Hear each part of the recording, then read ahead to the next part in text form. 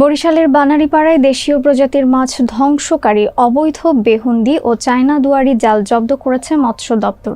২৮ মে সকালে উপজেলা মৎস্য কর্মকর্তা নীলুফার ইয়াসমিন রজনীর নেতৃত্বে সদর ইউনিয়নের কাজলাহার গ্রামে অভিযান চালিয়ে বেহুন্দি জাল জব্দ করা হয়। পাশাপাশি সন্ধ্যা নদীতে অভিযান চালিয়ে ১৮টি চায়না দুয়ারি জাল জব্দ করা হয়।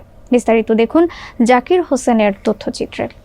জব্দকৃত জালগুলো উপজেলা নির্বাহী কর্মকর্তা মোহাম্মদ বায়েজিদুর রহমানের নির্দেশে ও মৎস্য কর্মকর্তার উপস্থিতিতে জনসম্মুখে আগুনে পুড়িয়ে ধ্বংস করা হয়। অভিযানে স্থানীয় গণমাধ্যম কর্মী ও মৎস্য দপ্তরের কর্মকর্তারা উপস্থিত ছিলেন। উপজেলা মৎস্য কর্মকর্তা বলেন, এই অবৈধ জাল মাছের বংশ ধ্বংস করে দেয়। এগুলো বন্ধে আমাদের টিম সচেষ্ট, তবে জনসচেতনতা ও স্থানীয়দের সহায়তা অপরিহার্য। তিনি আরও জানান, ইলিশ সম্পদ সংরক্ষণে প্রতি বছর ১ নভেম্বর থেকে ৩০ জুন পর্যন্ত ঝাটকা ধরা, বিক্রি ও মজুত নিষিদ্ধ।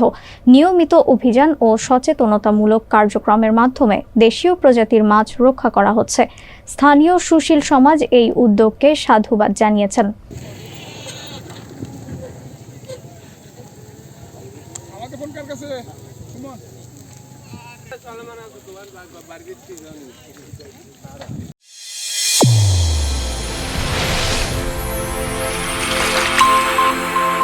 চ্যানেল A1 হৃদয়ের স্পন্দন।